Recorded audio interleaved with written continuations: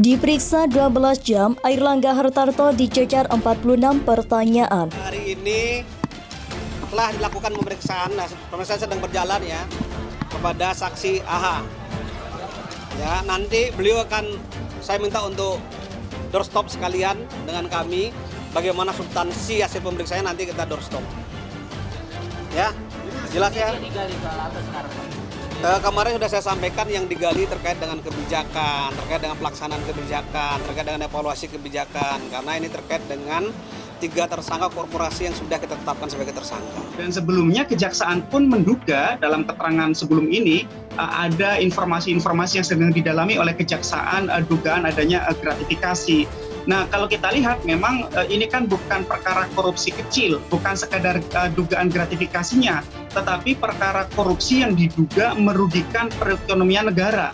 Nah, perekonomian negara itu lebih besar daripada kerugian keuangan negara. Permainan itu ternyata melibatkan unsur pejabat negara yang levelnya tinggi. Kejaksaan Agung sekarang tak mampu menangkap kehendak masyarakat, tapi KPK makin melemah. Sedih juga kita, karena urusan mafia minyak goreng ini KPK betul-betul tidak terdengar.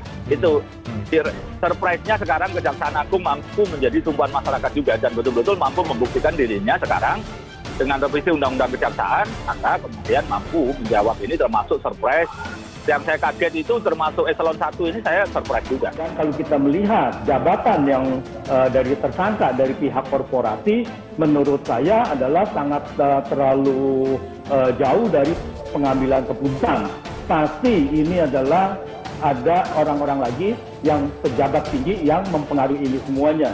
Nah, ini yang harus diusut, dan kalau kita lihat izin ekspor adalah menguntungkan korporasi, jadi pasti ini adalah kejahatan korporasi, dan untuk itu korporasi ini harus mendapatkan sanksi. Menteri Koordinator Perekonomian Airlangga Hartarto telah selesai menjalani pemeriksaan selama kurang lebih 12 jam. Airlangga mengatakan dirinya dicecar dengan 46 pertanyaan. Airlangga keluar dari ruangan penyidik pada pukul 21.09 WIB. Saya hari ini hadir untuk menjawab pertanyaan-pertanyaan yang tadi disampaikan, dan saya telah menjawab 46 pertanyaan, kata Airlangga kepada wartawan Senin 24 Juli 2023. Ketua Umum Partai Golkar itu mengatakan 46 pertanyaan tersebut ia jawab dengan sebaik-baiknya. Mudah-mudahan saya dapat menjawab ke-46 pertanyaan itu dengan sebaik-baiknya, ungkapnya. Diketahui, Kejaksaan Agung memanggil Menko Perekonomian Airlangga Hartarto menjadi saksi terkait kasus dugaan korupsi izin ekspor minyak sawit mentah atau CPO. Berdasarkan pantauan di lokasi, Airlangga tiba di Kejagung pada pukul 8.30 WIB. Sebagai informasi, Kejagung menetapkan 3 perusahaan yakni Wilmar Group, Permata Hijau Group, dan Musim Mas Group sebagai tersangka kasus dugaan korupsi izin ekspor minyak sawit mentah CPO dan turunannya periode 2021-2022. Jadi, penyidik Kejaksaan Agung pada hari ini juga menetapkan 3 korporasi sebagai tersangka, yaitu Korporasi Wilmar Group, yang kedua Korporasi Permata Hijau Group, yang ketiga Korporasi Musim Mas Group, ujar Kapus Penkum Kejagung Ketut Sumedana dalam konferensi pers di Kejagung Kamis 15 Juni 2023. Ketiga korporasi tersebut diproses hukum berdasarkan putusan Mahkamah Agung MA yang sudah mempunyai kekuatan hukum tetap atau ingkrah terhadap terdakwa di kasus korupsi minyak goreng. Di antaranya yaitu mantan Direktur Jenderal Perdagangan Luar Negeri Kementerian Perdagangan Kemendak Indra Sari Wisnuwardana dan penasihat kebijakan analis pada Independent Research and Advisory Indonesia atau IRAI, dan tim asistensi Menteri Koordinator Bidang Perekonomian RI Welbinanto Halimajati alias Lee Senway. Menteri Koordinator Bidang Perekonomian Airlangga Hartarto menjalani pemeriksaan secara maraton selama 12 jam di Kejaksaan Agung pada Senin 24 Juli 2023 kemarin. Airlangga diperiksa sebagai saksi kasus dugaan korupsi izin ekspor minyak sawit mentah atau CPO dan turunannya, termasuk minyak goreng periode 2021-2022 mulai pukul 8.24 WIB hingga pukul 21.08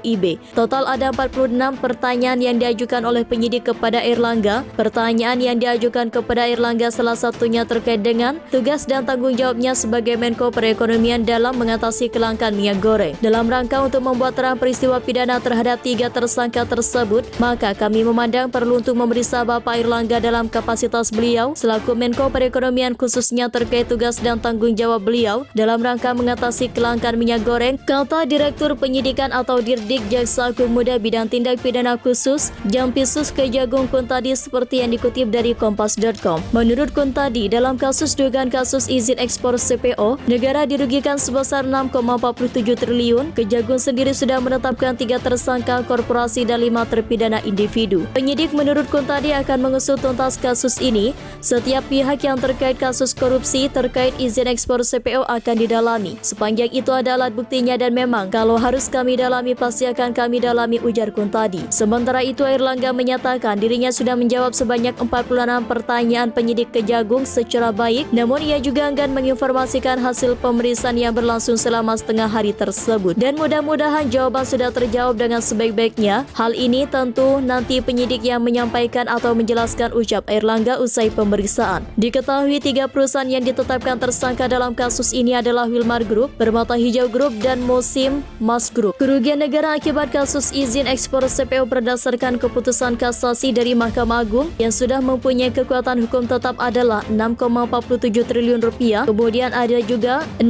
orang pelaku terkait korupsi izin ekspor CPO yang proses sidangnya sudah selesai atau ingkrah sehingga mereka telah berstatus terpidana. 6 terpidana di kasus ini adalah mantan Direktur Jenderal Perdagangan Luar Negeri Kementerian Perdagangan Kemendak Indrasari Wisnuwardana. Ia divonis dengan pidana 8 tahun penjara dan denda 300 juta rupiah, subsidiar 2 bulan kurungan. Lalu tim asistensi Menteri Koordinator Bidang Perekonomian Webinanto Halim Jati alias Lin Sewei divonis 7 tahun penjara. Komisaris PT Wilmar Nabat Indonesia Master Parulian Tumanggor divonis 1,5 tahun penjara. Kemudian General Manager Bagian General Affairs PT Musimas Piretogar Sitanggang divonis 6 tahun penjara dan Senior Manager Corporate Affairs Permata Hijau Group Stanley MA divonis 5 tahun penjara.